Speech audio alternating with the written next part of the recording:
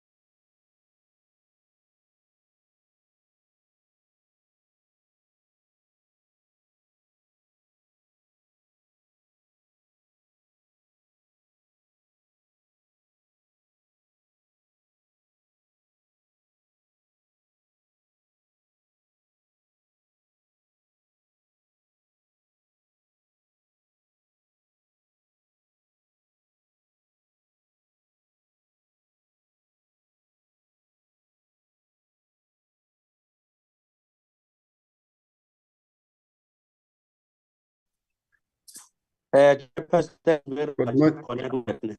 I'm connected. Thank you.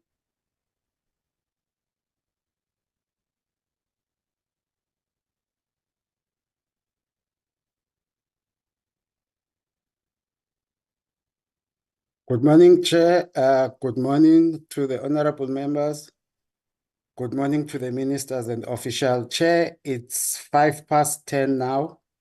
We can start the meeting. Sorry to share. My name is Andisa Kula. I will be standing in today for Nolitando. Thank you very much, Chair. Thank you, Mr. Kula. Let me once again extend my apology on behalf of the Select Committee to the Honorable Minister that have been here long before us, promising that it is not going to be usual that when a meeting is convened, we arrive at our own time, especially a virtual meeting. Remember, there is a lot of work. This 100 days Recording in now progress. is a reflection and will be a reflection indeed of how we are conducting ourselves in this committee. So, Honorable Minister, we can't do what we won't accept to be done as a select committee. Our oversight role must start with us in order for us to make other departments and other offices accountable. So by those few words, I'm just extending our apology and gratitude indeed for Honorable Minister to be present when it's being called, understanding that there is a busy schedule. As a committee, one of our official is bereaved and Sisnolthando, where I've made some few calls to her in order, just when I've heard about this family member that have been involved in an accident. So she must know that even we are with her even this time, because you know she's an engine of this committee. So we are not taking that very light. We will get some further detail as the time goes by. Remember, it's a new incident that have taken place. So I will plead with the committee just in her support and also in the support of the family as in the humanity basis, just to take some few seconds of moment of silence in order to share the pain with her. Can we do that before we start our meeting? Thank you very much.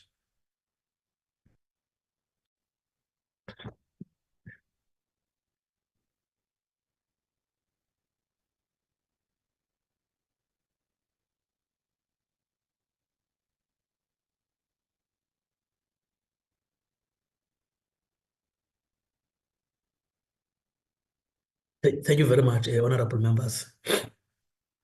Honorable members, today I feel that I must just reflect, because we are coming afar as a country. This is the country with a rich history, a history that determined, the history that managed to drove us to where we are today. Therefore, we cannot just rub it off as if it have never existed.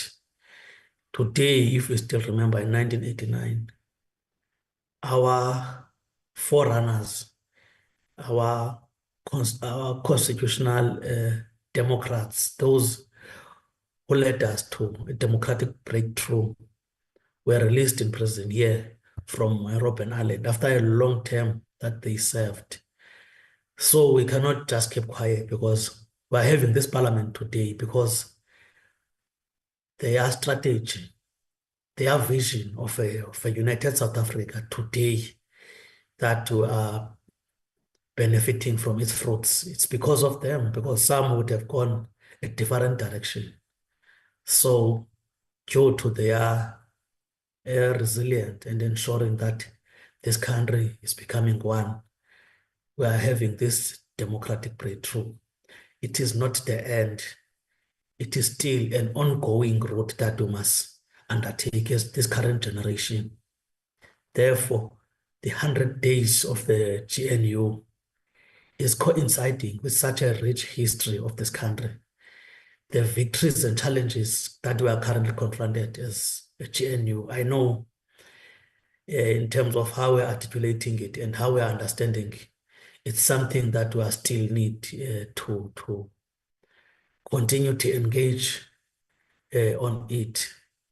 You know, even science will tell you that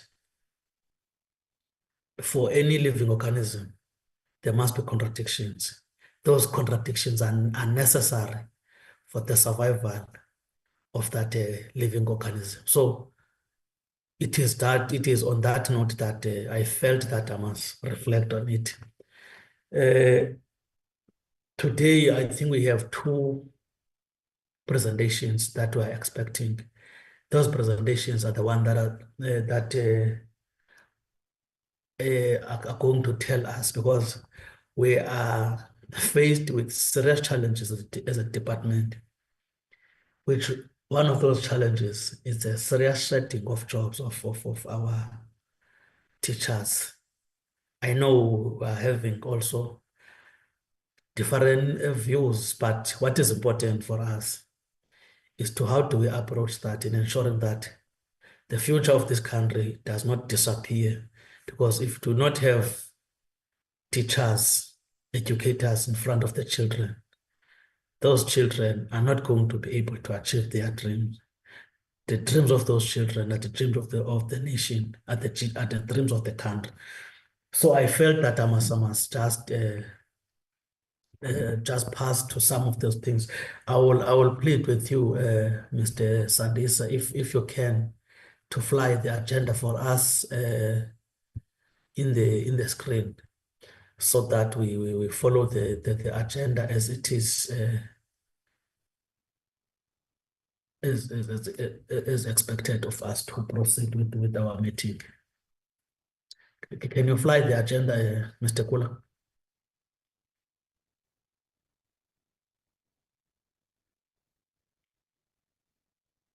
Do you see it, Chair? It's on the screen. I'm No, I do not see it, because I want it to be for the benefit also of other members, so that our agenda is reflecting there. Can you redo it again, because it's not there, or is it me alone, or? No, Chair, I'm also just seeing the outlook of the Yes. yeah, so no, maybe I think he's sharing his whole screen. They should just select the specific, open the document on the computer, and then go to the share function in Zoom, and then just share that specific document. I think that would solve the problem. Yes, because if it's going to also assist us in terms of the presentations themselves, so that they can be flight here, even though we do have in our position, as they have already sent to us. Just for the sake of convenience, it's going to assist us. If you are struggling, Honorable Kola, you just tell us, and then we can see how to intervene.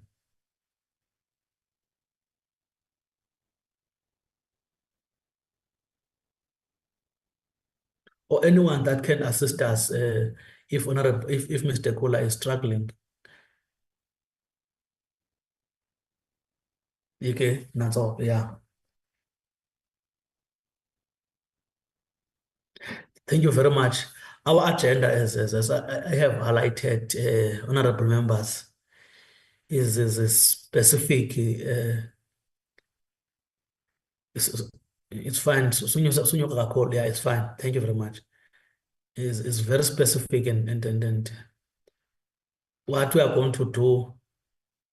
Can we have also done opening and welcome? Can I get an adoption of an agenda, honorable members? Honorable Mukwele, and Honorable Du Plessis No, thanks very much. and Me, Honorable just to apologize upfront that I am at Acacia Park, I'm struggling with the network, but I'll be coming in and out as you know the place. But without much ado, Chair, as the time already gone, just I move to adjourn the agenda as presented. Thank you. Thank you very much, Honorable Mukwele. Honorable Du Plessis and Honorable Andrianza. Thank you, Honourable Chair. I move to, or I second the adoption of the agenda. Also, thank you for the beautiful opening. We should not forget. Thank you very much, Honorable Andrianza. I just wanted to second the adoption. Thank you. Thank you Chair. very much, Honorable Adriansa. Thank you, honorable members, for the adoption of the agenda. Any apologies, Mr. Kula, can you, those that received them? Yes, Chair, there's We only have an one outstanding- apology. wait, we are having an outstanding one of Mrs. Noltando, as I've already alluded on. So that one is a known one. We understand it's going to be an outstanding until further notice. Yes. We have one apology from the National Treasury's office. They won't be able to come to present today due to the fact that the shortfall forms part of the preparation for the medium-term budget policy statement. So they won't be able to discuss these issues until the 30th of October. That's the only one share I have. Okay, thank you very much with this one. I'm not happy with what has been done by National Treasurer. It's not National Treasurer, wasn't it? I think I must comment on this one because at least with the background and the current status, it was going to assist us, and also the recommendation of whatever that have led to where we are, not to come up with a solution. We want to know also the problems. We cannot always be presented with the solutions, because what they are telling us now is that we must wait up until there is a solution. I don't think that is supposed to be how things are taking place. I think something must be written just to raise our dissatisfaction on the conduct itself. You see, a conduct itself is very important, that at least they should have came and respond directly to us in terms of the current challenges, even if they have not yet raised the responses up until because we want to be taken, we were the leaders who want to know what is currently happening, not only to hear on the department only, but also they must tell us, and how are they planning to overcome the situation? How are they planning to assist the department? So our invitation was not just a love invitation, but it was a work invitation, an oversight invitation that was expected. That's my take on the apology, but we do acknowledge the apology. Thank you very much. Honorable Mukwele, any other member that wants to have a bite on the apology?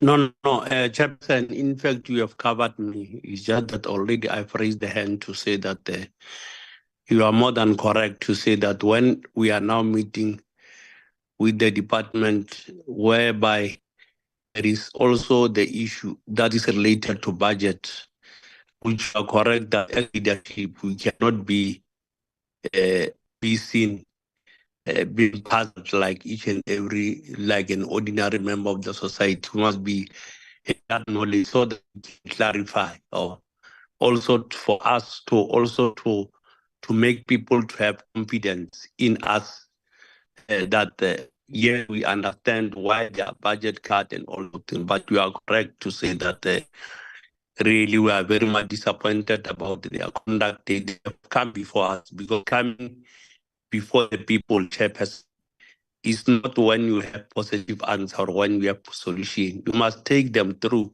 so that we are able to walk along with them, chairperson. Thanks very much, but you covered me in way. Thank you. No, thanks, Honorable Mukwele. Any other member that wants to have a bite, failing which I will proceed to another item, which is Honorable Minister and Deputy Minister. I will grant to the Honorable Mukwele. Will you raise down your hand now, because it's going to be intimidating. I mean, it's going to be disrupting. Thank you very much.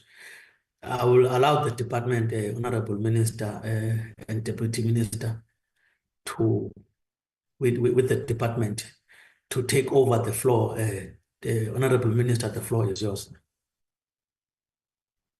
Thank you very much, Chairperson, and thank you to the honourable members of the Select Committee for having us here to be able to present to you these issues that are of critical importance. Indeed, any nation that is to succeed, they have to make a concerted effort to make sure that we invest in our education system and we invest in it well, but also that we clear out any inefficiencies where there are any, so that we can protect frontline services. And indeed, that's what we have sought to do alongside with the provinces, to try and by all means to assist where possible to help shield frontline services in particular from any budget cuts that may be there. Chair, I think perhaps if you'll allow me, I would really like to perhaps have a short explanation of how funding in the education sector works, because sometimes we get the question that why do you say you are assisting the provinces when in fact you should be the ones leading this. And so I will just explain it in this fashion before the department comes in and does their presentation. The education department, the education budget for the sector, which is transferred from Treasury to the DBE, is at the tune of just over 330 billion rand a year. 80%, roughly 80% of that allocation is transferred to the provinces through various grants and the like. Then provinces, through the equitable share formula that is set out by Treasury, receive the equitable share through their provincial governments. And so the Premier who leads that province and the various MECs, they would then, with the provincial treasury, allocate a certain amount of that budget to education. And that's where the compensation of employees comes from, Chair. And I thought to explain this because, as I said, sometimes there's a confusion, particularly as we're talking about this tight financial and fiscal environment that we are in, that perhaps, this is money that should be coming from the DBE. And I just want to explain that how provinces fund the education sector is determined by each province. Due to the concurrent nature of education in our constitution, the DBE is responsible for setting regulation, policy, and guidelines, and obviously transferring some of these grants that are conditional to the work of the provinces. But provinces themselves are responsible for the ultimate rollout of what we call sort of the education product. So they are responsible for rolling out education in the provinces, with obviously the assistance and the guidance from DBE, where we set policies and guidelines on how we best do that. And the National Minister will set policy, will set guidelines, and also make changes where it is necessary. But ultimately, the compensation of employees is done at a provincial level. And of course, the delivery of education as a product is also done at a provincial level. The reason why I explain this is because there are various processes that are on the go, and I don't want us to conflate those processes. The one process that's currently on the go is the wage negotiations, which are being done and led by DPSA and the Department of Finance. And those wage negotiations are done in accordance to the law, which guides those two departments.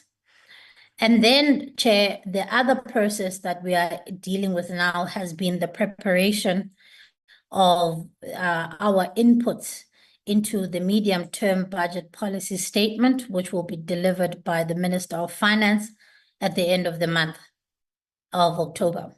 And of course, we will also have our inputs into the planning for the 2025-2026 financial year, which the Minister of Finance will table that budget in February in Parliament next year. So this background really, Chair, seeks to separate the various processes so that we don't conflate the two. Because I think when we start talking about budget challenges or shortfalls, often the question is then asked, where do these fall? Who should be responsive to these budget cuts? Then the second thing I want to then explain, Chair, is about several weeks ago, when provinces were in the process of declaring their basket of posts for 2025, it became clear that some provinces were struggling to say that they will retain the same basket of posts that they had in the current financial year.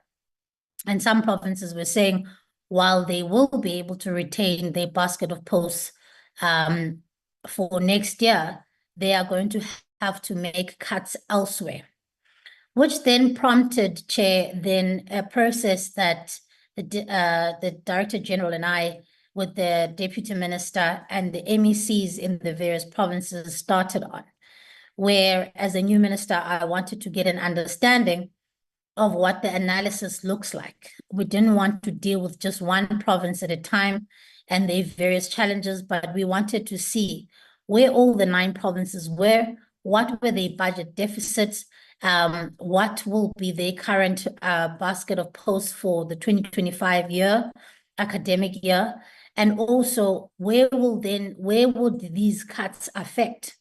Because while provinces are responsible for delivering the product of education, ultimately, we remain accountable for education outcomes at a national level. So when the provinces succeed in doing well in the sector, the DBE is essentially then doing well in its job. So that's why it's important to then support the provinces where they are struggling. So that's what we then did. We did an analysis of the budget situation in all the various 9 provinces to get an understanding and a bird's eye view of where provinces are and where they are battling. And I want to indicate, additionally, Chair, I want to indicate categorically that ours as a department have been clear, even with my engagements with the Minister of Finance, that we want to, at all costs, protect frontline workers from these budget and fiscal constraints. Because we know that once we are not able to keep up with the demand of learners, in the sector, we get about 300,000 new learners, and at least in the last 5 years, that's what we have received. And some provinces are affected by this in-migration more than others. For instance, Gauteng receives, according to their statistics, about 60,000 new learners every year that come from either the rest of the continent or from around the country. Other provinces include the Western Cape and KwaZulu-Natal. And Chair, this is a product of migration. economic migration, because the reason why this is happening is because parents are seeking economic opportunities in the provinces where there is greater economic activity. So we can't wish it away, and we can't necessarily simply continue budgeting the way that we used to, simply because we have to be responsive to the migration of people in South Africa and in their seeking economic opportunities. So that's the context that provinces are in. And then, as I said, the ultimate goal for us is to make sure that at the very least, provinces are able to meet the demands of being able to retain the same basket of posts in the 2025 financial year, in the 2025 academic year. And that we manage as much as possible where they are cutting other budget line items. Because, of course, we can't simply do a blunt cut throughout the system. Let me make an example. There are various conditional grants that are sent through to the provinces. Two are really large conditional grants. The one is the National School Nutrition Program, and the other one is the infrastructure grant. Both these grants are conditional and should not be used for anything else in accordance to the law. And so it's important for us at DBE to make sure that provinces are not using, for instance, money that is meant for school nutrition to being able to retain posts, or money that is made that is used for infrastructure to be able to retain posts. And that's really the argument that we have seek to make to Treasury. The DGs of the DG has a meeting that he convenes with the various HODs across the country of the various departments of education. And this meeting is called the HEADCOM, where they've done this analysis, as I've requested, of the budget situation in the various provinces. And really, the instruction has been clear that we must insulate frontline services and save teachers. Teachers are important, Chair, if we are going to really sustain education outcomes, or at least improve education outcomes. While it's not ideal, Chair, for provinces to simply retain the same basket of posts, even when they've had an increase in headcount of learners, but we understand that this is not just an education problem, but a South African government problem, where the country is facing deep financial problems. And so we have to make do, and we have to do a lot more with a lot less. And that has been the case over the past 10 years. And so now these things are coming to a head, where provinces are expected to make some very difficult decisions about where do they cut and where do they move monies around in order to meet their obligations. That worries us, Chair, that provinces are having to make those decisions, because we don't want provinces saying they are unable to transport learners to school because they've had to cut the scholar transport budget, or that they are unable to deliver textbooks because they have essentially not paid service providers to be able to deliver textbooks. So this budget issue and the budget shortfalls, Chair, is a deep concern for us. And that's why we've sought to engage Treasury with the provinces on behalf of the provinces ahead of the medium-term budget policy statement, to say we need in-year assistance where there are provinces that will struggle to meet their demands and obligations in this current financial year, but also having a further conversation about the 2025-2026 financial year, about how we best allocate the budget for education going forward. I think the solutions, Chair, are not necessarily going to be found within DBE or in the various provinces. I think the solutions around funding education is something that the South African government and the 7th administration is going to have to grapple with. Because believe you me, I'm not going to be the only minister who's going to be making the case The Minister of Health is making the case for his department. The Minister of Police is likely to make the same case. And so I think as a seventh administration chair, we have to make a decision to really prioritize the things that matter. And the things that matter are the key things for any country: investing in your education, investing in healthcare, investing in police, investing in service delivery. And so that's something that as DBE, we can't resolve on our own, but it's a case that needs to be made at a broader cabinet level. And so that's why I have undertaken the process of engaging Treasury on this, to say there are some real problems in the provinces, because we want to still resolve the issue of insulating our teachers and making sure that our frontline services are looked after. Because also, Chair, having, for instance, a hiring freeze in the provinces could essentially mean that when there is natural attrition of teacher posts and those are not filled, they still have an impact in the quality of the products that is being delivered and the quality of teaching. Because we know the bigger the classroom, when the learner-educator ratio is too high, Chair, it will impact the education outcomes. And so this is why this is an obsession of ours and has been something that I've been driving actively for the past couple of weeks. Then the other issue that the committee chair wanted to be briefed on is the unemployment of teachers.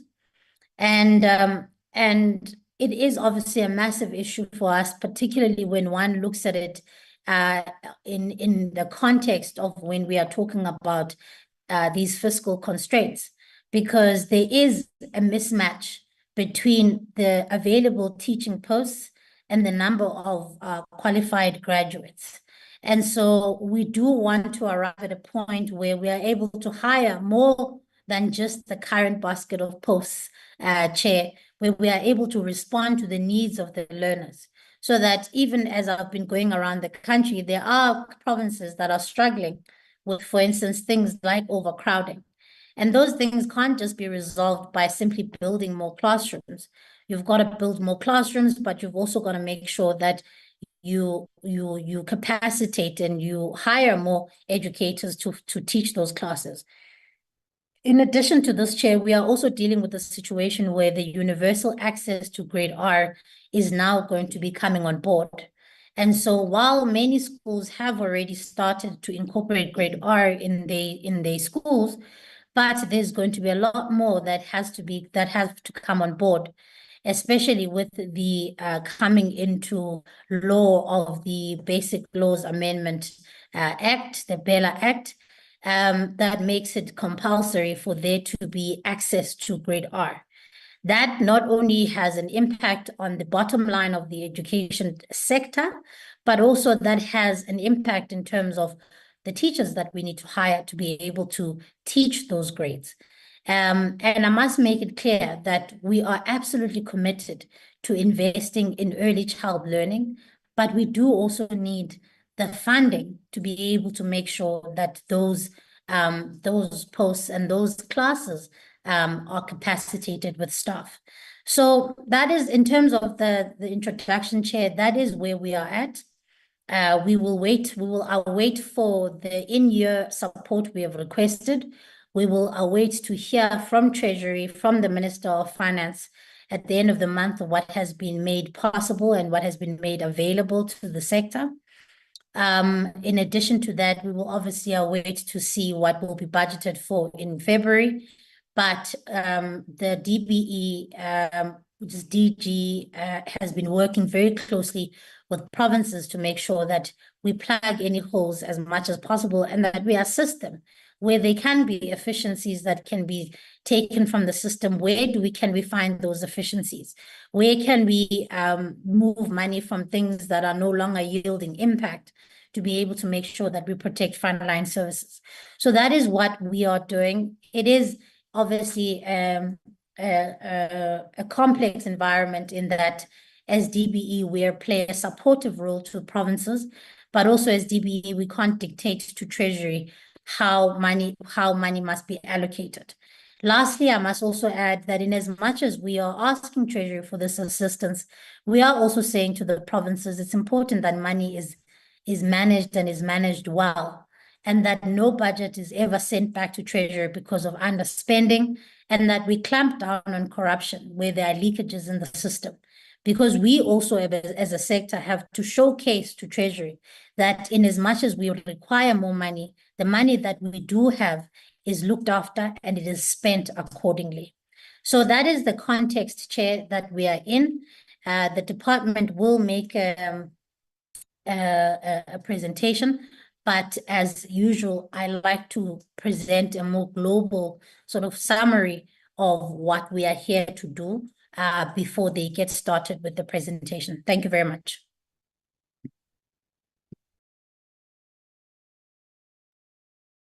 Thank you very much, Honorable Minister. What we are going to do, Honorable Minister, won't engage the reflection, but we will just deal with the holistic approach in terms of the departmental presentations, Honorable Minister. We appreciate indeed what we have raised. It also assists us. Hence, we feel very strongly that at least the Treasury Department should have came.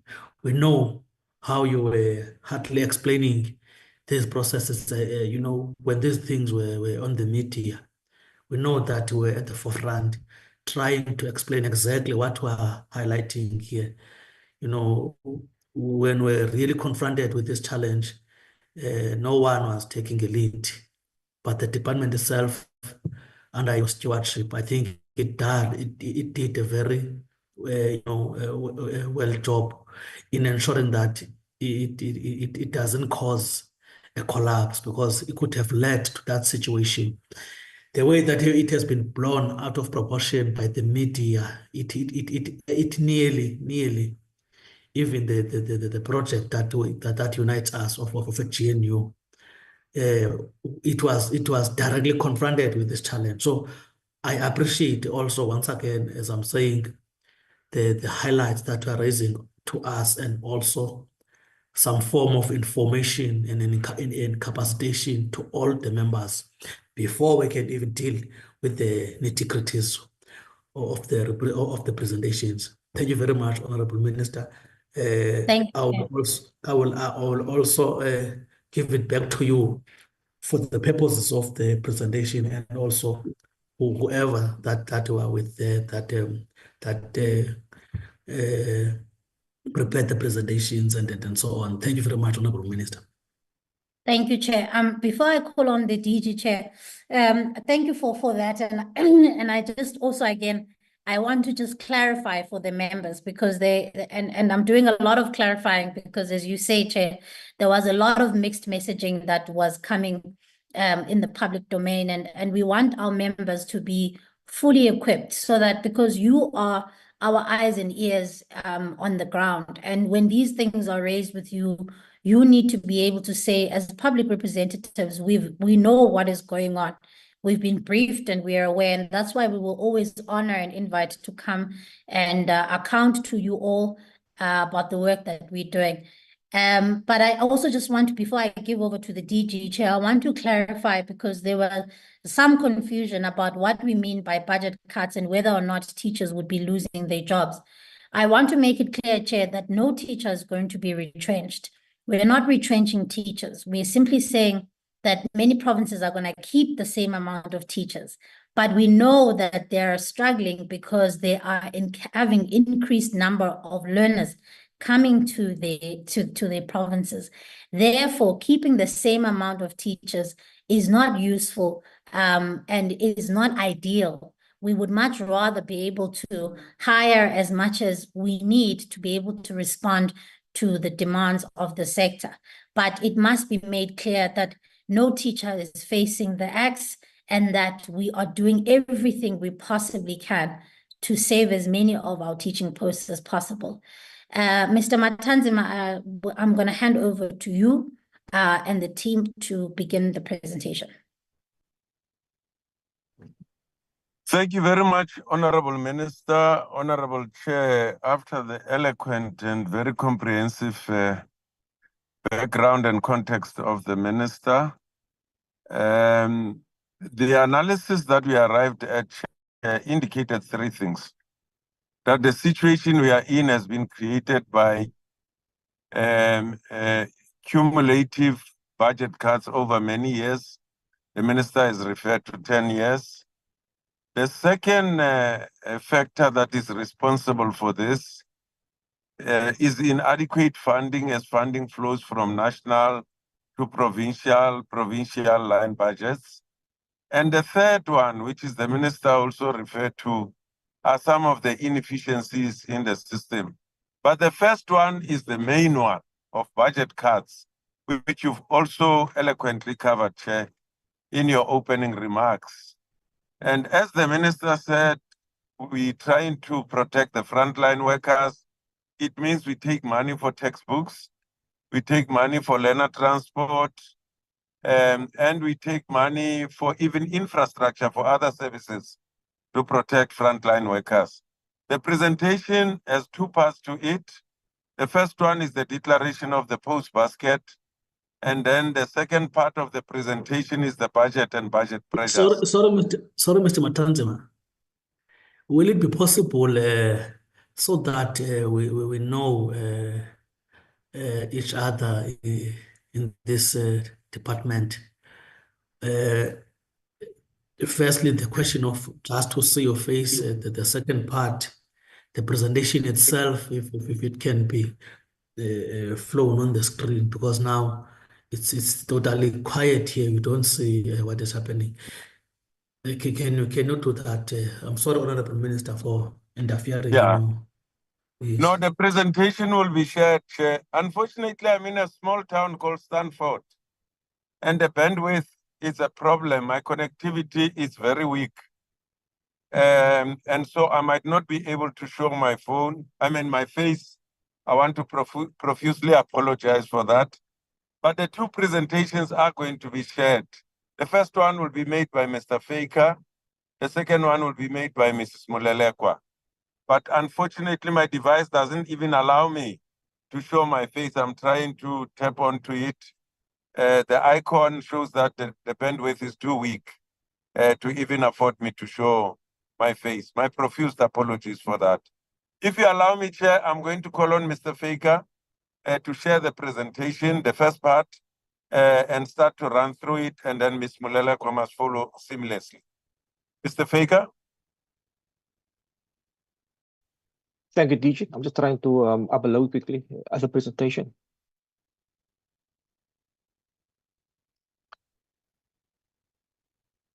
Thank you. I hope everybody can actually see that. I'll just put it onto actually PowerPoint quickly. Can you also show your face, Mr. Faker, so that the chair can see? Thank you. Oh, it's a challenge. I hope you can see me. The bandwidth is actually very slow. Thank you. Thank you, TG. Good morning to all the members of this committee and the minister and DJ and senior members. I've actually got two presentations. I will do the first one now because my presentation together with the presentation of the CFO, the acting CFO, is actually a single presentation. And then afterwards, we will deal with the presentation with regard to the unemployed educators and the Funza Lushaka in that regard. Thank you.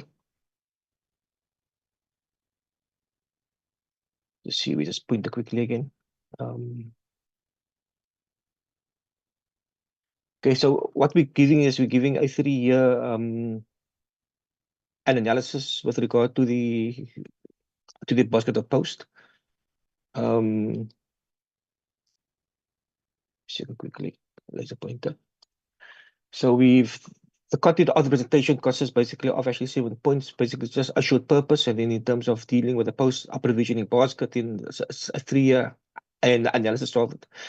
And then just an overview in terms of the declaration of post actually with regard to the 2025 actually. And that is where all the issues by the minister has actually identified and what is being blown out of proportion at this particular stage.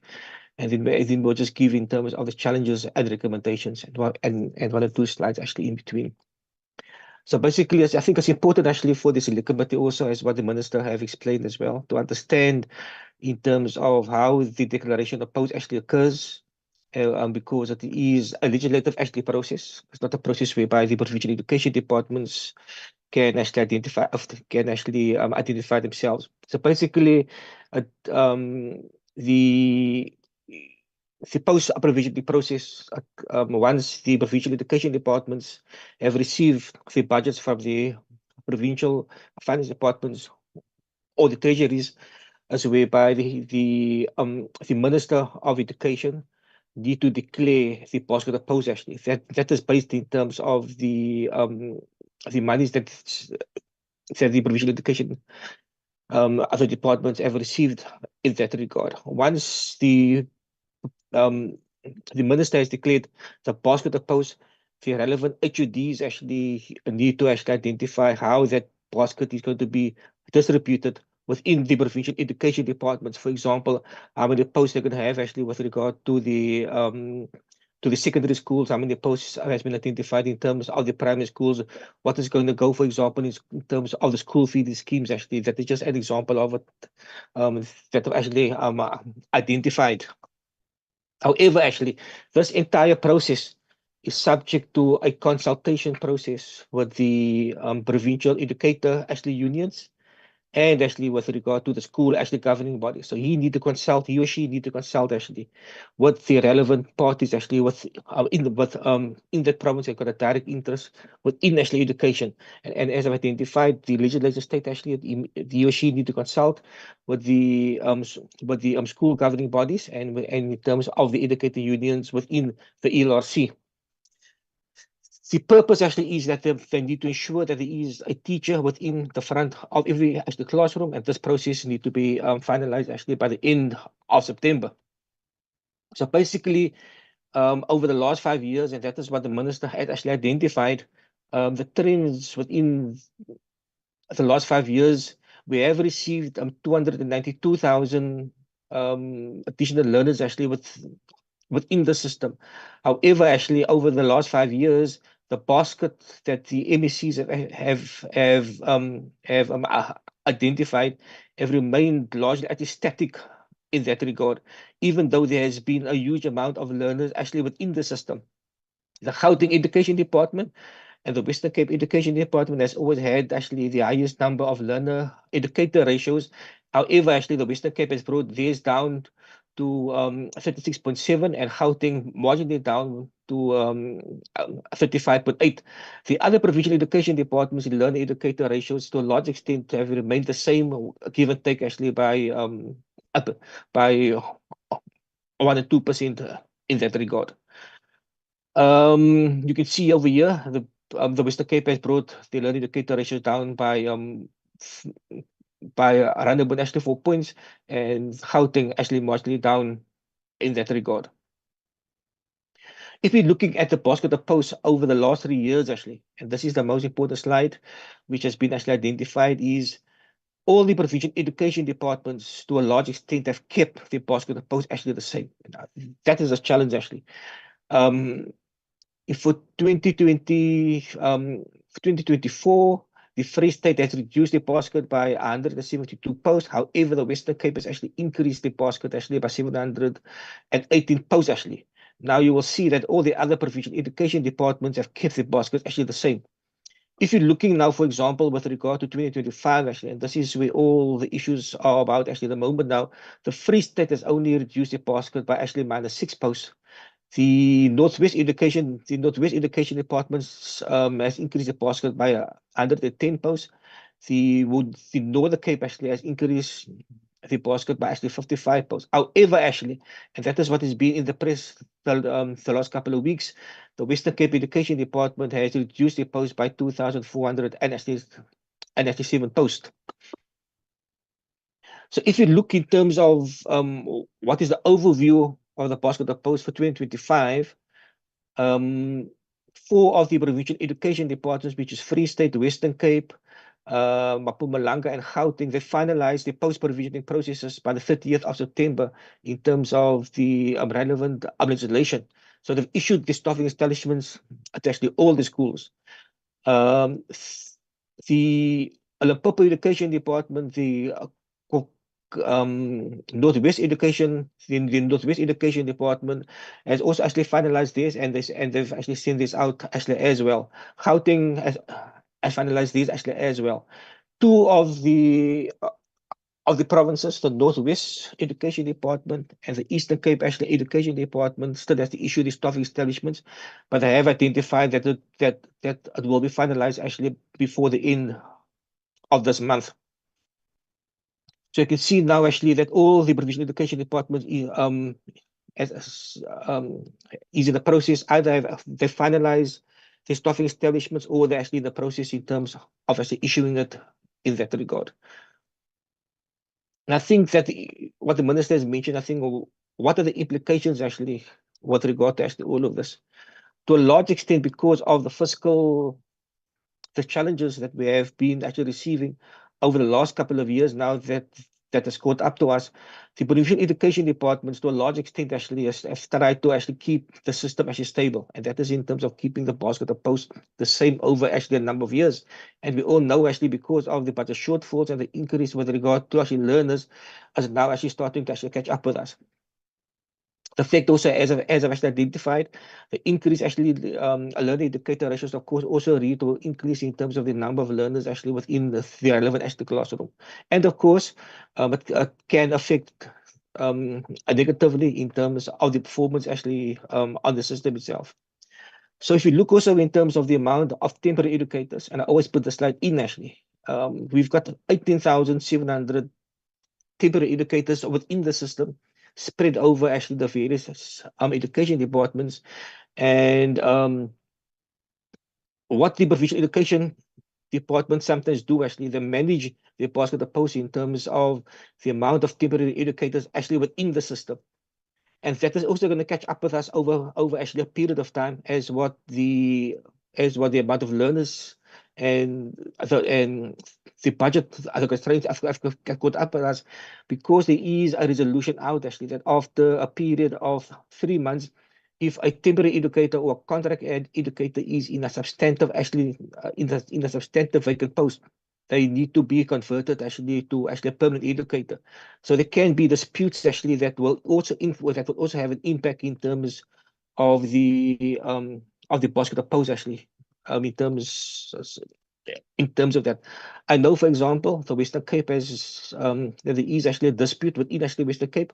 That dispute have now been actually finalized, and the Western Cape Education Department actually has agreed based in terms of the requirements in terms of the ELRC actually resolution, that they will actually be converting actually all of these attempts now actually going forward. So what are the challenges? The post basket, of course, is based in terms of affordability. It's not based in terms of what the needs are of actually a particular school. The educator staff are being prioritized over the office base and school base and public service staff actually at school. The cost of living adjustment actually is not sufficient in terms of actually is having impact in terms of the shortfalls actually with regard to the budgets actually. I'm not going to go through all the points. The learning educator ratios, of course, actually have actually increased across the board because of the 292,000 additional learners actually in the classroom, and of course the keeping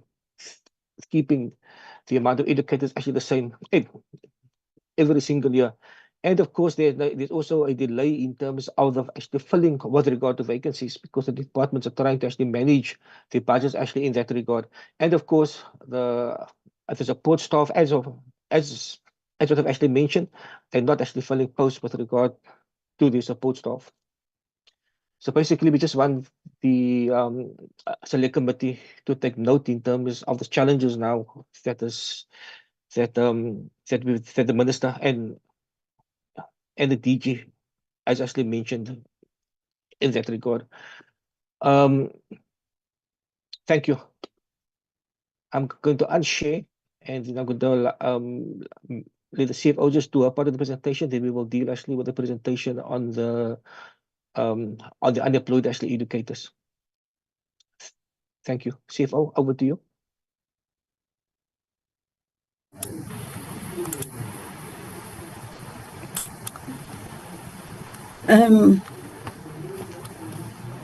Good morning, Honorable Chair. Good morning, honorable members, Minister, DM, and all the other colleagues on the platform. I'm trying to open my video, but I don't see what is the problem. It's not opening.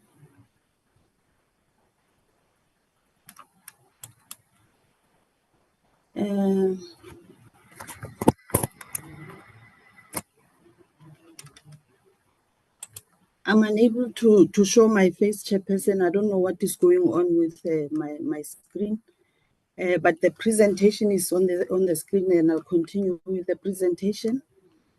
I'm not going to go through the whole presentation, because what we have shared with the committee is the presentation, including the inputs that we received from the provinces. So we'll share the first few slides and show the consolidation that we have done with the information that we received from the provinces. On the next slide, we are showing, on this slide, we are showing the consolidated budget pressures that are affecting the provinces. And if we can look at Gauteng, Gauteng included budget pressures that they also incurred, or that they had in the previous financial years. They are showing from 2021-22 financial year. So the overall budget pressure for the sector is 176 billion. And the province that has the highest pressure as per the slide is KZN, where we are showing 9.9 billion as the budget pressure, followed by Eastern Cape, which is 5.3 billion. And then one of the other high pressure areas is Gauteng and Mpumalanga. But Northern Cape is the one that is showing the least pressure there. And then if we look at 2025-26 financial year, when we look at Western Cape, in the first year, they had a pressure of 1.2 billion, but it jumps to 4.4 billion budget pressure on this slide. Can we move to the next slide? On this slide, we are showing the budget scenarios that we have. And this scenario one is the one that I can call an immediate kind of scenario, the money that we would need urgently, or if we can get this one, it will assist. It's the adequate funding for post-provisioning in line with the curriculum needs and sustainable increase in learner enrollment. So this one has to deal, it deals with the filling of vacancies that we have in the various provinces. And then scenario two is adequate funding for scenario one, plus implementation of Bella Act, LTSM, norms and standards for school funding, infrastructure backlog, and learner transport. And I must add that for the norms and standards, there are even provinces that pay below the amount that is prescribed to pay for per learner to schools. And then scenario three is adequate funding for scenario two. Now, scenario two is the accumulation of scenario one plus scenario two, and then plus accumulated backlog of insufficient or no funding at all over several years. So the scenario three is more of a long-term. Is more of a long-term problem. The next slide, Chairperson, is showing the amounts per scenario one. The scenario one that I indicated is for the filling of posts. So if we were to get funding for scenario one only, we would need a total of 76 billion, 76.6 billion. And then the breakdown per province is shown on the screen there. But as we can see now, for this one, the highest province in total is the Mpumalanga with 18 billion, followed by KZN, and then the other provinces follow with 7 billion is Gauteng, Northwest, and Western Cape. And then the next slide shows the scenario 2 budget, where we indicated that we need additional funding, including implementation of Bella Act, LTSM norms and standards for school funding, infrastructure, and learner transport. If we include those ones, we need 129 billion, Chairperson, and the breakdown is shown there. And this is where KZN is the highest province. In the previous one, it was in Mpumalanga, but on scenario 2 is KZN, but it's an accumulation of the amounts from the current financial year, including the MTF years. And then on the next slide, we are showing the scenario 3. Scenario 3 is the slide that we started with, where we were showing the overall amount, including all the other, including scenario 1, 2, and 3. Then it's the 176 million that would be required to cover the shortfall that we have in the department. Chairperson, I'll stop here because the next slide is the details that we received from the various provinces, and we consolidated the information that we received from these slides into the few slides that I presented. Thank you very much, Chairperson.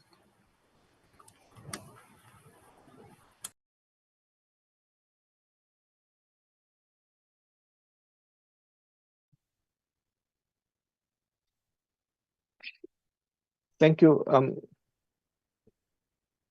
Thank you, Minister. It was fine, and then I will go on actually just quickly with the second presentation in terms of the questions that have been asked.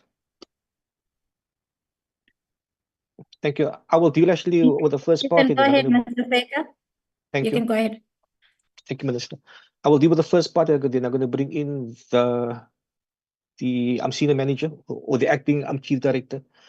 It deals with Funza Lushaka. So basically, we have been requested actually to come and respond to 3 questions. That's the data on the amount of actually unemployed educators and the unplaced, the Funza Lushaka, the bursary holders, and the teachers emigrating to actually other countries. So with regard to the unemployed educators, we basically keep a database in terms of the unemployed educators, and this is controlled from actually a national level. With regard to the immigration actually of teachers, unfortunately, we don't have actually any information with regard to this. We looked at the stats essay, and they also don't have actually any information with regard to the number of educators that is actually immigrated. And the main reason is because if anybody actually immigrated, don't actually give actually reasons why they're busy actually immigrating in that regard. So with regard to representation, there's 3 proxies that we actually use. The one deals with the exhaustion of the Funza Lushaka in terms of the state paid posts. The other one deals actually with the national recruitment actually database, and then of course the level of the exhaustion of all the initial teacher to graduates in terms of the state aided posts in that regard. I'm going to give over to Ms. Lala Major. She's the acting chief director that manages the Funza Lushaka actually bursary program. Lala, over to you. I will just change the slides from actually my side as you actually indicate to me. Thank you, Mr. Faker. Good morning, Chair, committee members, Minister DM and DG, and the colleagues on the call. I have switched on my camera. I hope that it works. I'm going to close it. If you go to the next slide, Mr. Mahada. Just to foreground the presentation around Funza Lushaka Bursary Program, that in this specific presentation, we are going to link it with the fact that Funza Lushaka is responding to the needs of the sector. It is really mandated to provide teachers in specific areas where we see that there is a need in different priority areas of the sector, looking also not only on the subjects, but also looking at the areas that we know they might not easily find teachers in specific subjects like math, science, technology. So that is what we utilize as we prepare the policy. And for this presentation, we are going to look at how much are the Funza Lushaka graduates absorbed into state funded posts, linking it with the number of Funza Lushaka graduates annually. And we also look at those that are have registered in the database of unemployed teachers in the Department of Basic Education. We know that provinces also do house databases of unemployed teachers, but we always triangulate with that. And we would want to also indicate that whilst we look at placement or employment of Funza Lushaka graduates or newly qualified teachers on state-funded posts, we are not looking at the SGB posts. Independent schools also appoint our newly qualified teachers, and some of our teachers move to other sectors other than education. We are not going to be reporting on that. So we are presenting this information with the background that there are some of our teachers who will be in other sectors, and some are unemployed, but they have not actually registered on the database of the department, including that of the provinces. We can move to the next slide. And in the next slide, we are just providing the teacher education and continuum, that the teacher's education starts right there when the teacher starts his or her own schooling whilst they are still young. And that continues beyond the grade 12 when the person then passes grade 12 and move into higher education to study teaching. And also to foreground that for anyone to enter into the initial teacher education, the qualification that is recognized according to law, it's that one of bachelor's qualifications, bachelor's of education. It can either be in foundation phase, or it can be intermediate or senior phase or FET. But we also recognize postgraduate in education, that is the PGCE, that will allow the teacher, the person who is qualified with that postgraduate, to be able to teach in our schools. And beyond that, we go to a teacher who is a lifelong learner, who enters the sector and continue to learn as they practice throughout their life until they retire. We can move to the next slide. And in the next slide, we provide the policy principles that guide the Funza Lushaka Bursary. And in that one, as I've indicated, that we are informed by the sector's shortages. So we look at the priorities of the sector. Like currently, we know that we are looking at ECD, we're looking at literacy, numeracy, we are looking at math, science, and technology. Foundation phase is quite key. So we look at the sector, what the sector needs, and therefore we change or amend the policy to align with that as we recruit. And we also project over the 4 years, because qualifications take 4 years. Last year, we had to add additional criteria for selection of our students, and that is why we were able to align better with the sector needs. And I think we can also note that whilst we are able to go out and recruit in districts, especially in the areas where I've said that we might find that students are not going to be easily having access to universities, we are able to go deep in those rural areas and recruit And these young people, as they enter through the funding of Funza Lushaka, then they will sign what we call the SOP, which is our contract between us and the students and the university. When student changes courses, we actually drop them from the program. We continue with students who are taking our subjects from year 1 to year end. So if you do maths, you go with maths until the end. On funding, we have received 1.2 billion for this year, and we have previously received in the previous financial year, it was 1.3 billion. It went down through budget cuts, but we have managed to continue to provide the sector with the teachers that are required. We provide a cap, so we are not funding students the same way in throughout the 21 public universities that we work with. We provide the cap, so meaning the universities that whose fees are lower, such as we have 5 universities currently that are whose fees are lower. We find that we are able to fund students in those universities at a lower fee, equal to lower than our cap.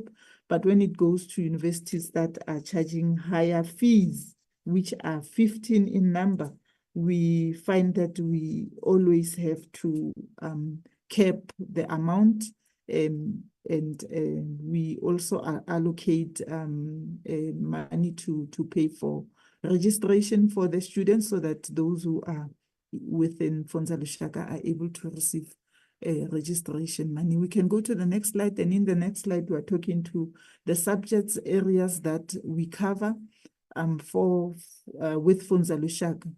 And also need to highlight that Funza Lushaka also helps universities as a guide of what is the employer looking for. And therefore, the other students that are not funded by Funza, funded by other funders, they are able to then direct them according to what Funza Lushaka has determined as the priority areas. And these are the subjects that we currently are funding this year. We can move to the next slide. And in the next slide, we've just wanted to depict the applications that we received in 2023, about 95,000 applications. And we can see that we are receiving quite a number in maths and science and technology, which is the subjects that we really advocate to get quite a number of students to apply. And we are able to even offer bursaries to majority of them on the table that is highlighted in yellow. 3,519 out of the 5,000 first year applications. We can see that those were math, science, and technology. And the rest will be, the balance will be students that have been, that would be doing foundation phase, because that will not be in this one. We can move to the next slide. And in the next slide, we are distributing the bursaries according to the HEIs and the year of study for each of the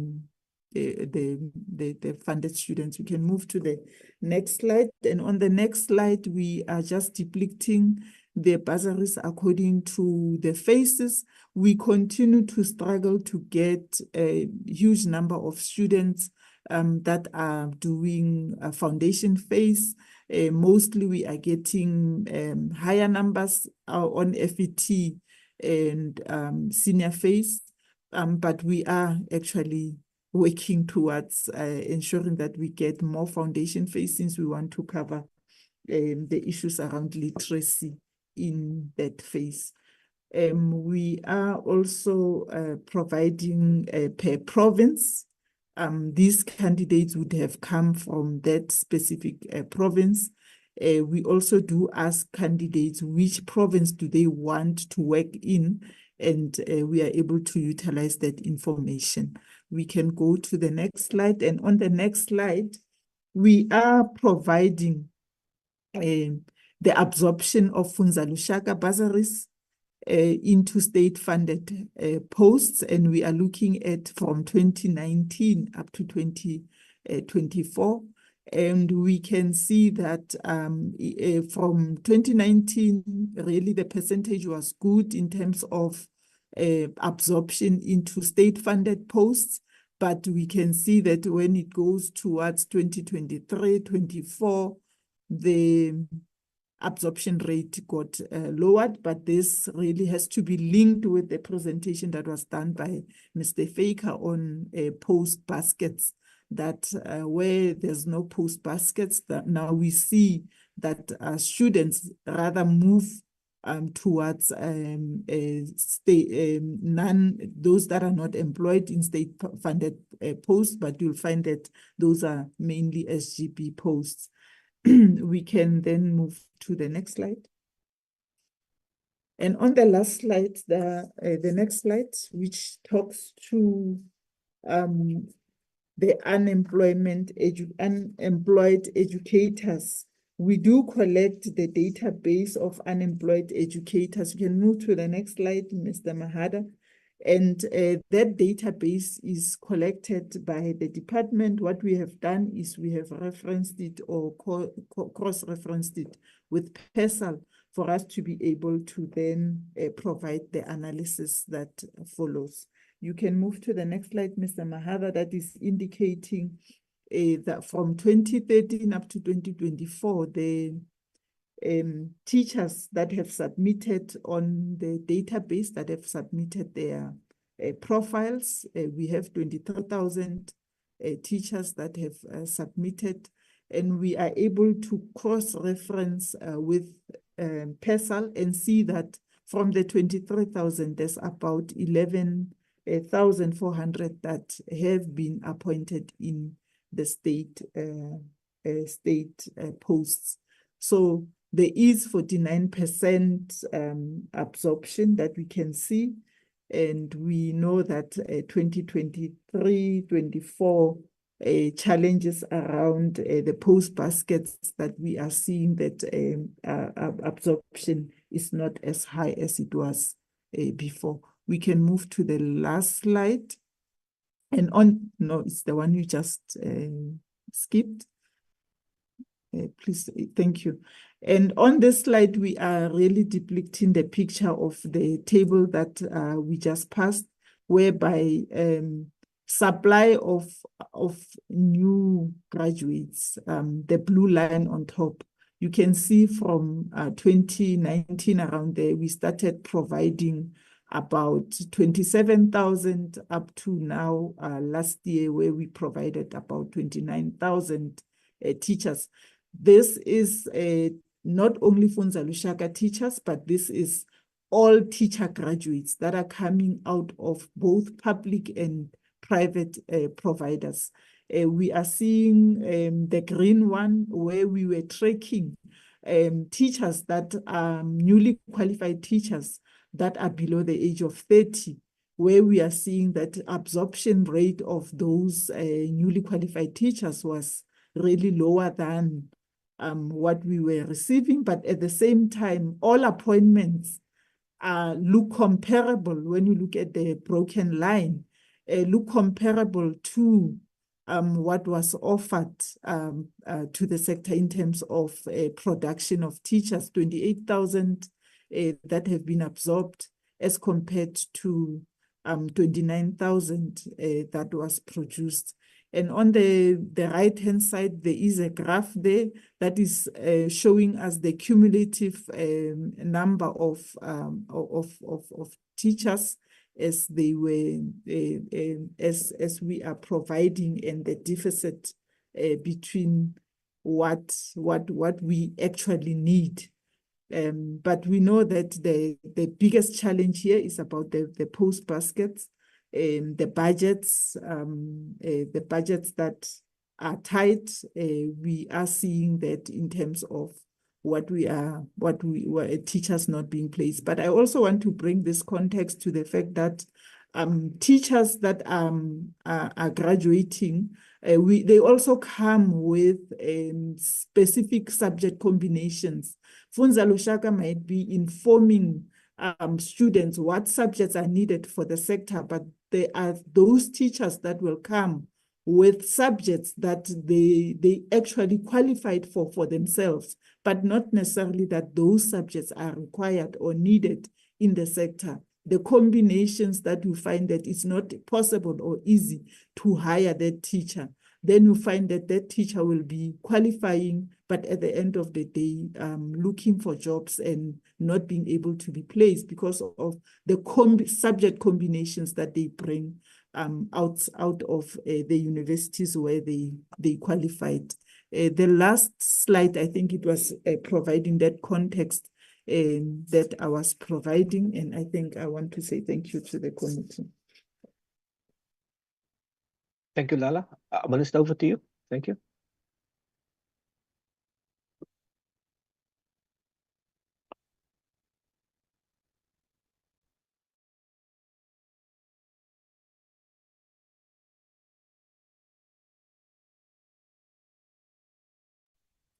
Team, are you done?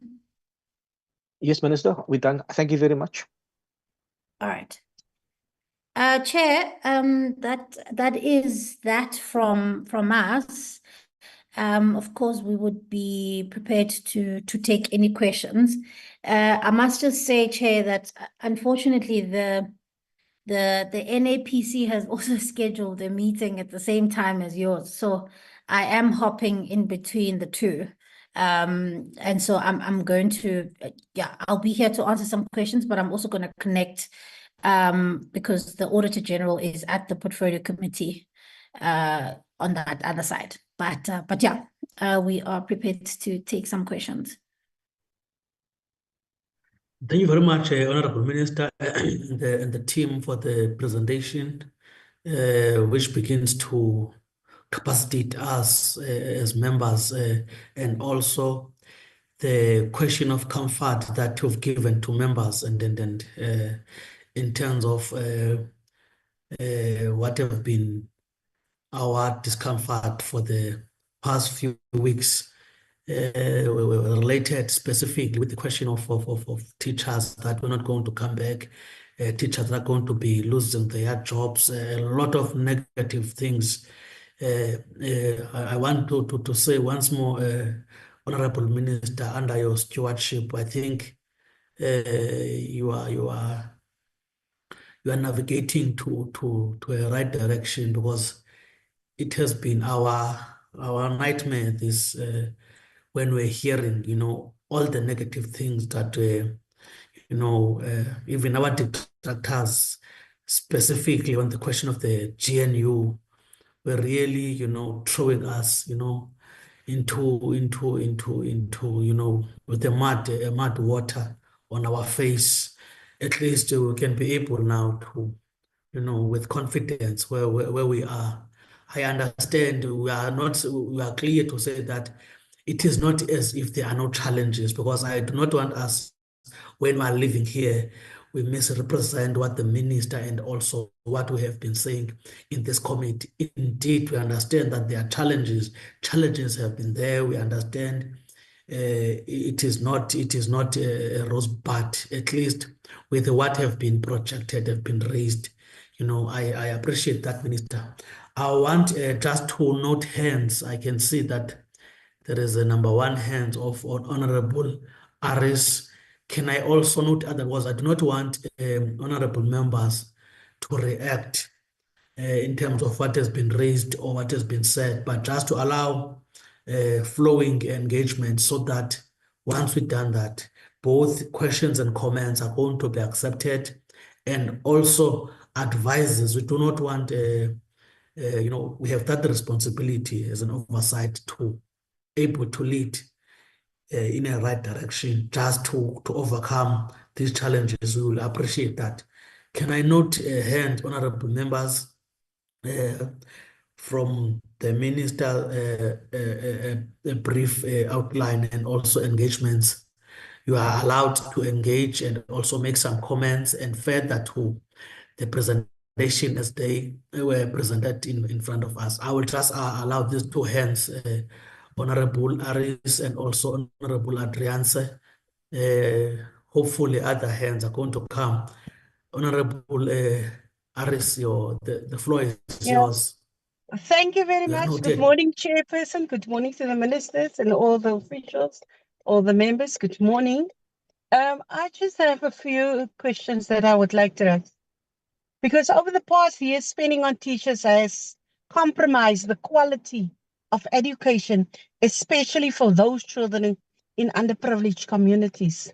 And I want to know what measures you have in place to ensure that the quality of education to our kids be not compromised due to budget cuts. And then they must give us, what assurance can you give us that the contract post, and specifically in the Western Cape, will not be eliminated? And then the budget cuts on infrastructure compromise the health of our kids. Because especially in the Western Cape, you find that many of these schools are still ambassador schools. And with the budget cuts, or with the limited budget that you have, what assurance can you give us that the ambassador schools will be abolished? And then we find that schools with more than 60 learners in classrooms, and that itself compromises the quality of education. And I want to check, even with the ratios, what measures do you have in place to ensure that the learner-educator ratio per learner in class becomes smaller? And then provinces like Western Cape, again, what is the plans to ensure that there's an MOU between the Department of Education's non-fee schools and those schools that are paying school fees? Because you find that those schools that are paying school fees, the ratio between the educator and learner are much smaller. And how can they accommodate us in the public schools that are overcrowded? And if there was any engagements with the schools, and how will the budget cuts influence our matric result outcomes in the future? And then the other thing that is also worried is the 63.5% of South Africans are food insecure. And you know that most of these children are going to school because they are part of the school nutrition program. And this is for many of the learners, the only meal that they get during the day. And I want to ask, what assurance can you give us that no learner will be taught on an empty stomach? And then the last one, we find that a number of students have applied for funding, but are not, they have applied for funding, but then, hello? We are still with you, Honorable Aris. Oh, okay. They have applied for funding, but they have also, the funding was not approved, but they have put in their appeals. And up till now, and many of those students are final year students. And I want to find out from the department, when will these students be here about their appeals, and how will it influence them in their final exams? Thank you. In that order, Honorable Andriansen.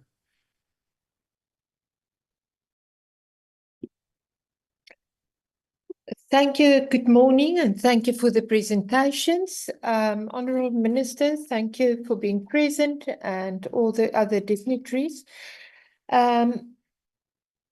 First of all, we don't have money.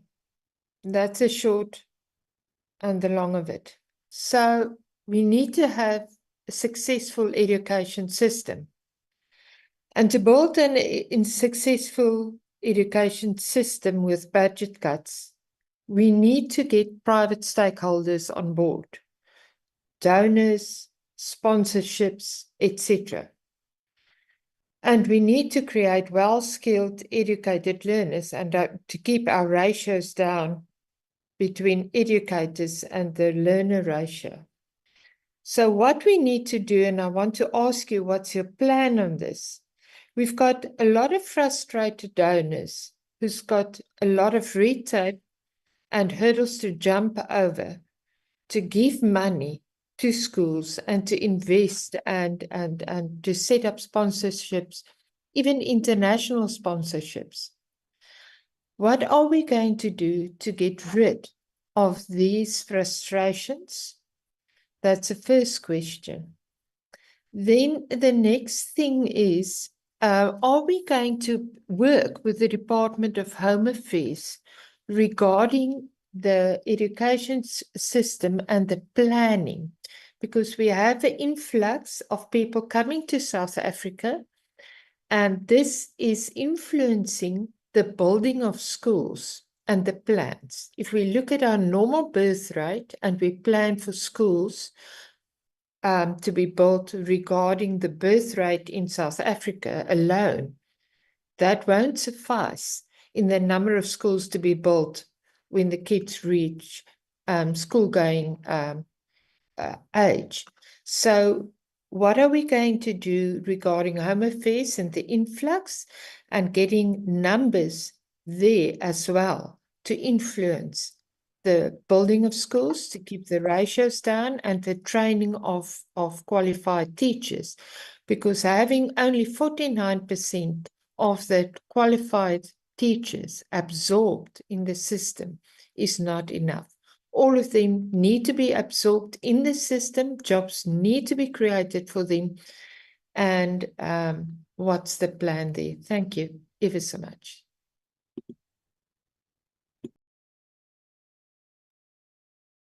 Any other honorable member that wants to have a bite so that when we are getting responses, we are getting responses holistically? Honorable Aris, will you, I can see that Honorable Pat is noted. Honorable Aris, will you withdraw your hand? Because I believe that it's a legacy hand that is there. Honorable Aris.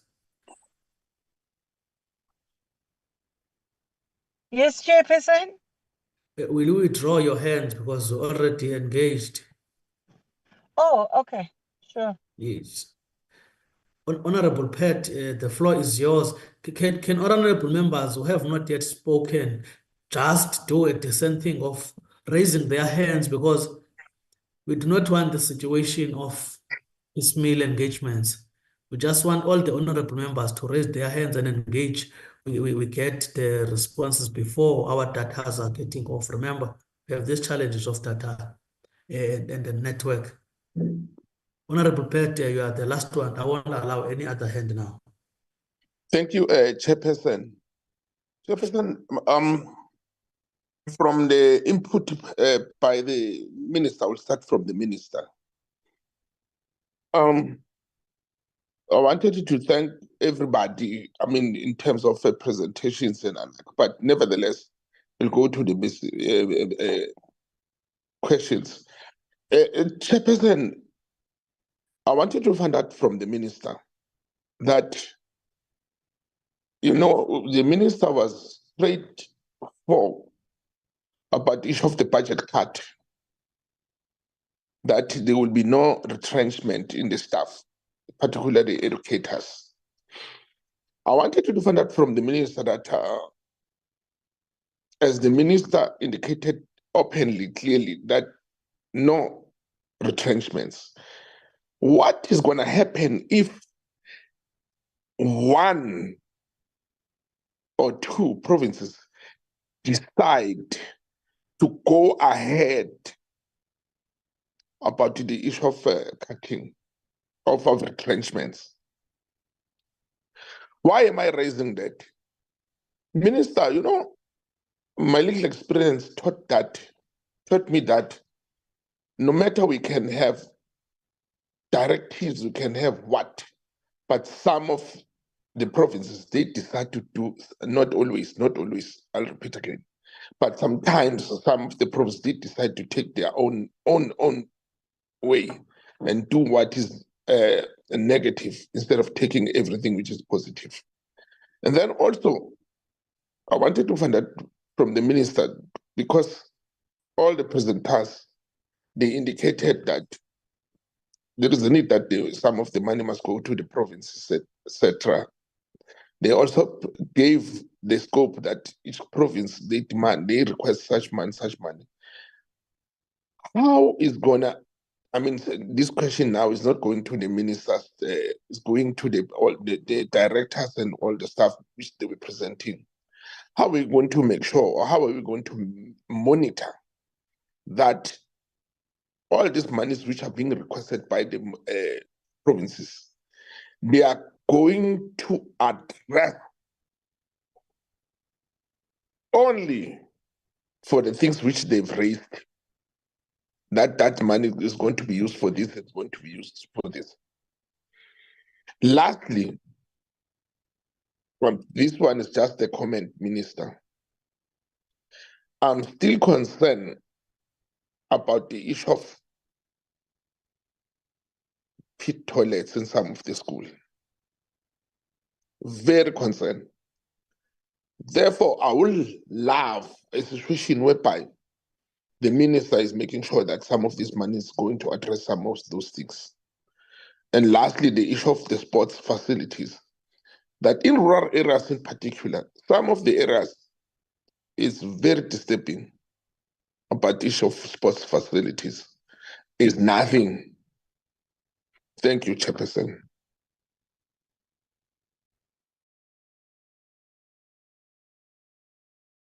You, Honorable Pat. Honorable Minister, with your team, I will allow you to respond indeed on both the comments and the questions. The floor is yours, sir.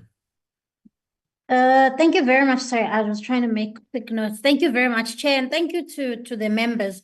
What I'm going to do, Chair, I'm going to answer a couple of the questions, and then I'm going to give over to Mr. Mweli and the team to cover where I did not reach. Honorable Aris asked some questions around how do we intend on protecting education outcomes in the context of these fiscal or budget constraints.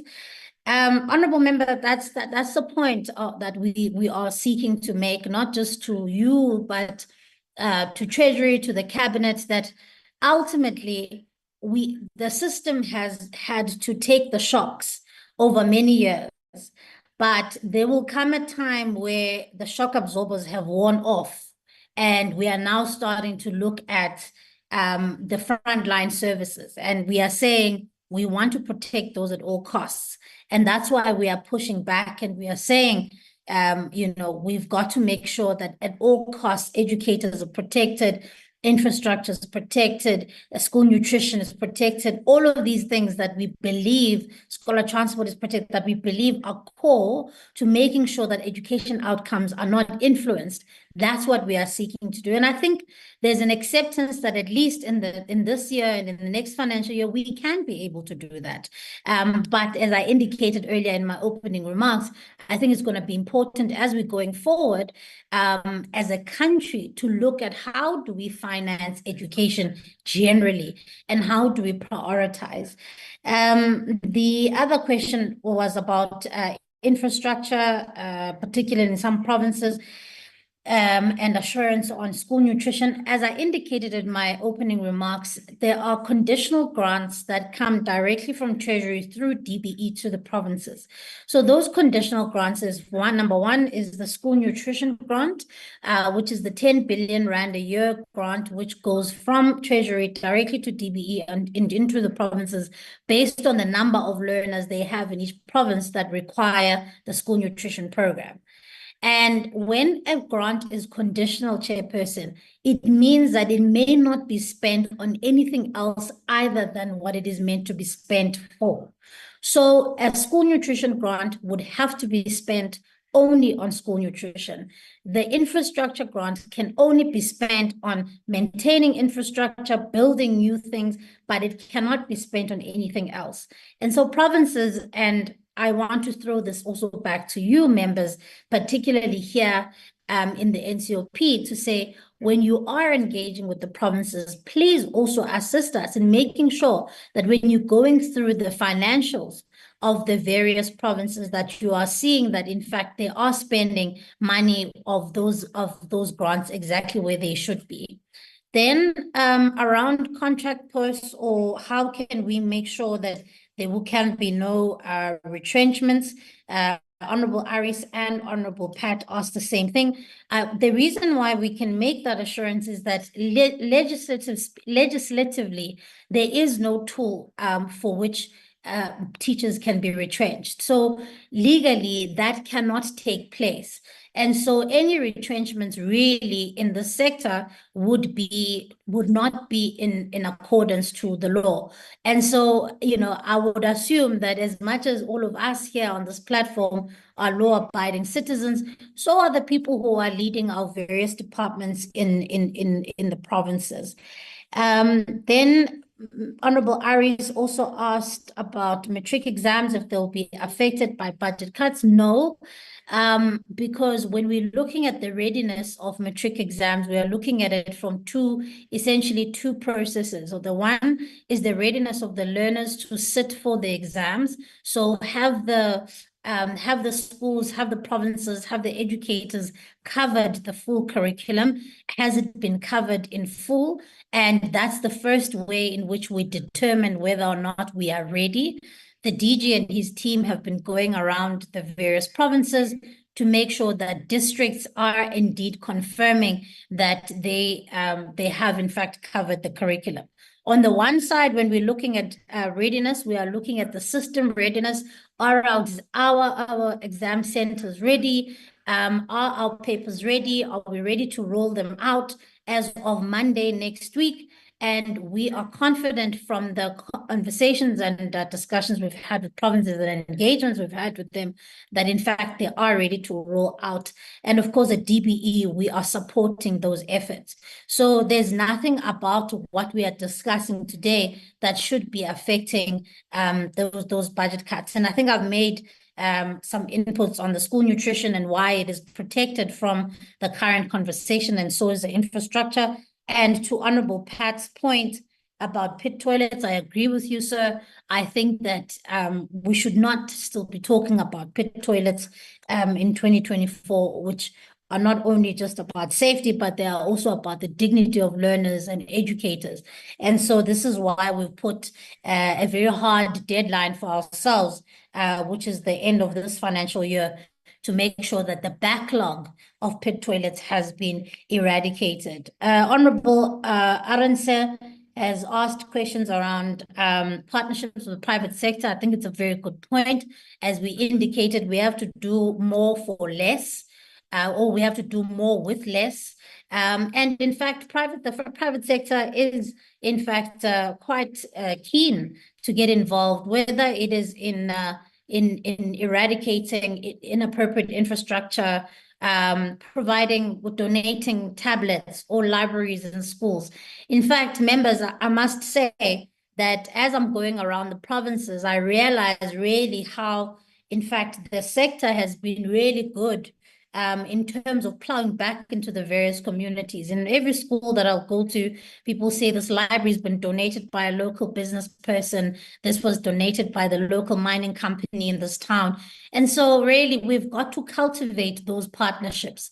We've got to indicate and send the right signals to the private sector that we are welcoming partnerships, because we can't do this alone. And ultimately, if as I indicated at the beginning, we are, in fact, the conveyor belt of the South African economy, then it's in everyone's interest to make sure that we invest in the system and we invest well. We are going to be doing a number of drives. I'm convening a business breakfast next month where I'm bringing together a number of private partners to discuss what our priorities are and where we need their assistance more. And so, Honorable Arendse, we are very much committed to harnessing that relationship and making sure that we get those partnerships in place.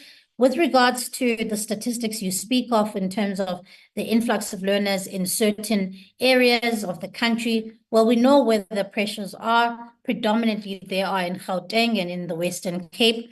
And of course, the equitable share formula does take that into consideration when that is done from Treasury to the provinces. So on one end, it is catered for on that side, but at the same time, we are having as a department a conversation about how do we make sure that we've got our own statistics that really speak to the actual head count of learners in each province, and not just relying, for instance, on Stats SA, because we've got access to data that they may not necessarily have access to. Also bearing in mind that we also have undocumented learners that we can't turn back, regardless whether they are undocumented foreign learners or they are undocumented South African learners. The Constitution is quite clear that every child should have access to education. But with the undocumentation of certain children, it means that provinces are unable to plan effectively for how many learners that they are having if they are not able to see and at least be able to document those learners in the system. And so I am looking to partner with the Minister of Home Affairs to really do an aggressive drive to see how we can assist certain provinces, particularly like provinces like Limpopo or the Free State or in Gauteng, to try and get as many learners documented as possible, so that the information that Treasury has speaks directly to the reality on the ground, so that when the budgeting process is done, then it is done in accordance to the real life data that we have. DG, I don't know if I've missed anything, but if I have, please do come in. I think there may have been a question on Funza Lushaka, I'm not sure, but I don't know if I've missed anything, but if you can maybe come in and fill in the gaps. No, thank you very much, Honorable Minister. You've covered virtually everything. The team will help me. There was an issue about retrenchment. What I can say is that retrenchment is not on the cards in the public service for now. We don't even have a retrenchment tool, so that cannot happen. But also to add to what the minister has already covered, it is indeed true that the inward migration happens within the country, but as the honorable member has correctly pointed out, we do experience inward migration from outside the country, virtually for all the provinces, but the pressure, as the minister has indicated, is much more profound in Gauteng and the Western Cape.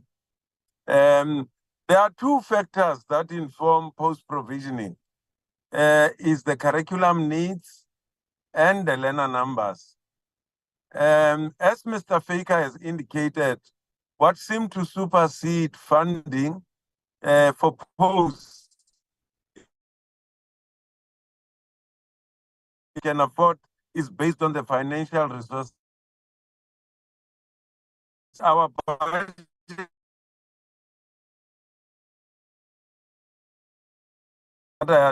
we don't need to present on our budget pressures. National Treasury is the one that would be presenting on them. And they're 100% precise on our budget pressures.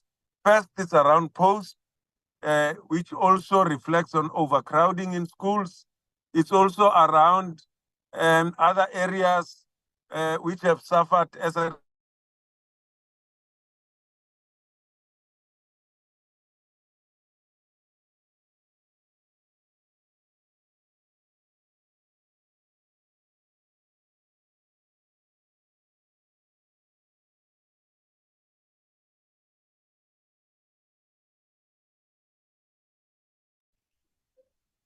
Chair, I suspect I may have lost the DG. He did indicate he was in an area with poor reception. So so Mr. Faker, he did throw back to you on one issue, I think. I don't know if you can come in so long. Thank you. Thank you, Minister. I just want to add in terms of what the DJ said, there's no retrenchment tool, basically, actually, in the public service. And the press has been actually very naughty in terms of marketing this actually from a retrenchment, from a retrenchment point of view. no provincial education department, as what the Honorable Pat has actually identified, no provincial education department can proceed with the process actually without having that in place. I think you covered the one with regard to the contract posts, and of course, I mentioned that in my presentation as well.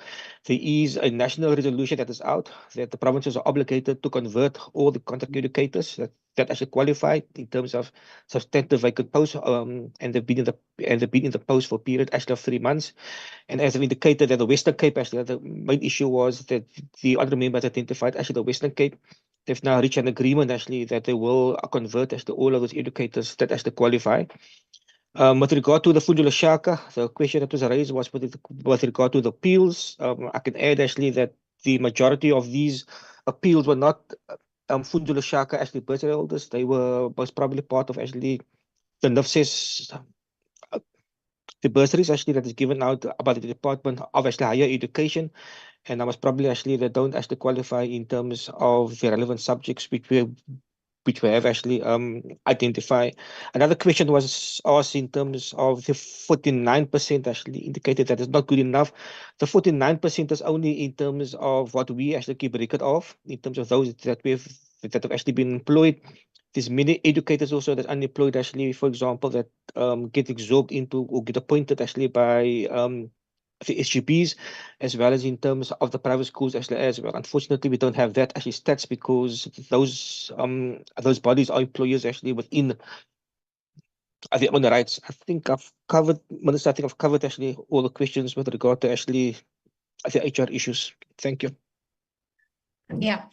Sorry, Minister. Okay, you I back. got kicked out. I'm back. Okay. The infrastructure thing, I can say we are now on 241 that have been given to us to finalize by the end of the financial year from the 3,898 that we originally had from the backlog.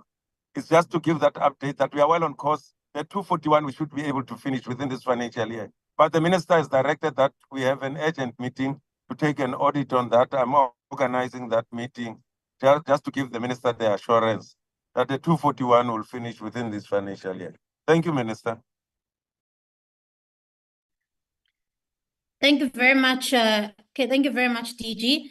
Chairperson, I think we have covered the questions from the members, and over back to you. Thank you very much, Honorable Minister and the team. I think, Honorable Minister, once again, I must appreciate the responses and also, I mean, on the engagements of honorable members regarding specifically the questions that they had, you know, that were. Remember, Honorable Minister, you made it very clear that not everything is gloomy and you know, but there is an effort that is being made in order to respond, because the major challenge that we had, all of us, and we couldn't say anything, and we were frustrated, is the noise that was made across the country of teachers. Nothing that was put forward so positive as we are currently. I must mention again, once again, Honorable Minister, that under your stewardship, at least we are comfortable where we are, understanding the economic challenges that are facing our country as a result of what is the current global situation is that is directly affecting us in how we're budgeting and how, because we are not in an island where we are doing things alone. So the effort that we are putting in ensuring that we are not negatively affected is appreciated. As the committee, as a select committee, we will be able to go out with confidence because we were called all over when there was these pronouncements. At least now we will be able to go out as we are coming out of this meeting, you know, with our head high, you know, sizokuzimela kwakhona besihamba emathunzini singafuna ubonwa. At least now, our oversight work, I mean, we will be able, as we are going to be embarking on. And also, another part that I forgot, Honorable Minister, are the teachers that have managed to put our flag high, doing, a very good work in their respective schools as they were honored. I think we must clap our hands, and also raise our heads for them in different categories that have managed to show that they are part of this, irregardless of what the challenges are. But they are not stopping to do, because when we are hearing the leadership sometimes, showing no hope, people are calling themselves leaders, but they do not bring the solution. They are not even giving hope in terms of what we are currently confronted with. I mean, those teachers are the heroes and heroines of our country. We can't be quiet, we can't be silent. Wherever we are getting platform, we must encourage so that our country can take a positive direction as we are currently doing under your stewardship. By those few words, Honorable Minister, and also as we are currently busy on the other side, we appreciate every time we are calling for your office for our purposes of oversight. You are always there with no excuses, even though you are having a busy schedule. We appreciate that as a committee. So by those few words, Honorable Minister, we appreciate, we'll take the information, we'll make sure that when we're going out and doing our oversight role, at least no one is going to tell us something that we do not know. No one is going to mislead us. No one is going to bring any confusing message. We are going to be talking with one voice as a department. Thank you very much, Honorable Minister. Thank you very much, Chair, and I really appreciate it. And thank you to the honorable members. As I said, we take our role of accounting to you, because it's not just to you, but it's to the people of South Africa. So we take it very seriously, and whenever we can, we will always be available to show up and to account. And we do rely on you to, as you said, take out some of the news, because it can get very noisy in the country, and fake news can be prolific. So thank you very much, and we appreciate the engagement. Thank you very much, Honorable Minister. You can join us, or you can continue as you already made an apology until we finished our meeting. Mr. Sandisa, will you in terms of where we are in the agenda, can you lead us, Mr. Kula? Hello, Chair. Yes. It's only closure now on the agenda. What about the minutes? No minutes. An alternate did not put them through on the agenda for this week, the minutes. Oh, okay. Thank you. Thank you very much. Honorable members, let me once again thank you, all of you who have managed to be part of the meeting. As we are always doing our oversight role, I think what we are confronted now is our visits to do the oversights, but the logistic will be dealt with at an administrative level. But with the positive news that we are getting under difficult circumstances, we will be able to go to those areas, and no one is going to be telling us something that we do not know. Our oversight role is not going to be confused. We are still on the right track, taking from as this seventh administration. By those few words, I do not think that there is anything that we are leaving behind. The meeting is adjourned. Thank you very much, honorable members. Thank you, Chair. Thank you. Thank you, Chairperson. Thank you. Thank you very much, leadership.